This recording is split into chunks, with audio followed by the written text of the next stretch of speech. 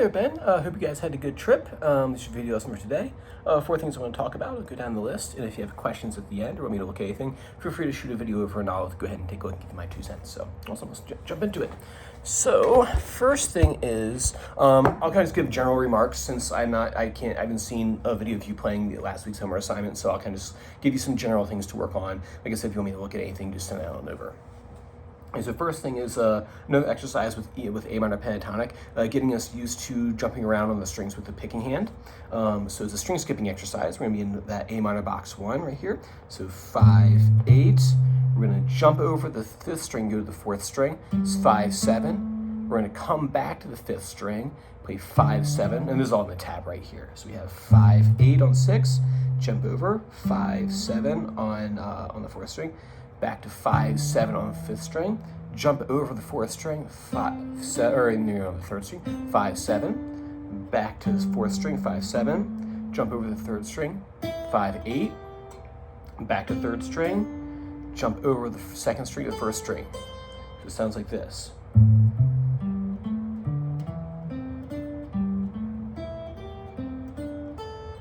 And then you can reverse that.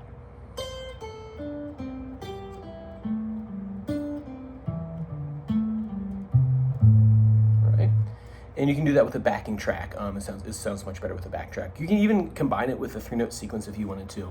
We can talk more about that next time, as you can combine these different patterns. So say if I was doing a 1, 2, 3, 1, 2, 3.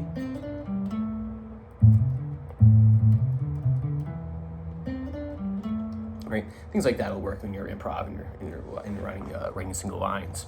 So cool, so work on that for me. Next thing is I want you to review root 5 and root 6 notes. So remember that this is the E string. I want you to practice saying the note names up the 6th string, up and down. And then what we'll do is we'll go to the 5th string and do the same thing that is the A string. So A sharp, B, C sharp, so on and so forth. I want you to practice going up and down that string naming notes. So what I'll do is I'll quiz you next time, be like, quick, find me A on the 5th string and the 6th string. You'll do that for me. And then once you can do that with the single notes, we'll move into power chords, doing power chord quizzes on root 5 and root 6.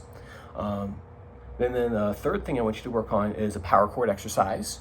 So what you'll do is, as you notice right here, moving on the 7th fret, right? You're always pointing at yourself, right? As we move down the fretboard away from our body, the first finger has to stretch more since the frets are getting wider as we're moving down the neck.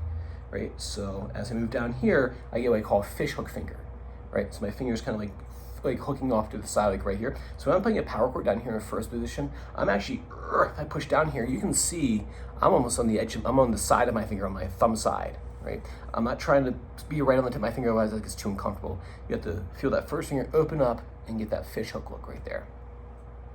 What I want you to practice doing is slowly climbing up the fretboard. So you go 1, 3, and then 2, 4. So you're always going up 1, going down 1. 1, 3, 2, 4. 2, 4, 3, 5, 4, 6.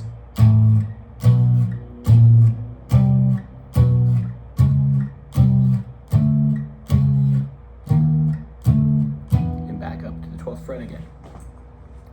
As you do this exercise, going up 1, up 2, back 1, up 2, back 1, I want you to watch, make sure your first finger you're always pointing at yourself, right? And as you get down here, you're gonna be more turned this way. As you get higher up on the fretboard, right, you're gonna start straightening it out and getting on the tip of your finger. Right around 7th fret is where you're gonna like have it more straight right here. So I want you to practice that for me. And then for Jumping Jack Flash, unfortunately I can't make any comments because I just haven't seen you play through it. I can't really say what to work on with that, other than to keep on practicing that transition between the E chord and the B5 power chord. Ideally, I'd like to wrap up that song for next week and then move off to our next project. We're going to do root 5 power chords. Will be the next thing. I didn't want to talk about that in the video today because that's something I want to see either virtual or in person. Because there's a technique you have to do with the tip of your finger when you play that. I don't think we've talked about yet. So I'll save that for next week. So with Jumping Jack Flash, practice going from E and then falling into position with that power chord. Make sure you drop the thumb and the arm moves in towards the body. So if I play that right there, so I go E5, E. I switch, my thumb drops, my arm turns in, my hand turns this way, right? My hand turns and land right there on the B5 power chord. I turn, drop the thumb, and land the B5. Cool. Work on those things for me. Like I said, if you want me to take a look at anything, feel free to shoot a video over and I'll give my critique on what to do. All right, looking forward to see you Friday. Take care.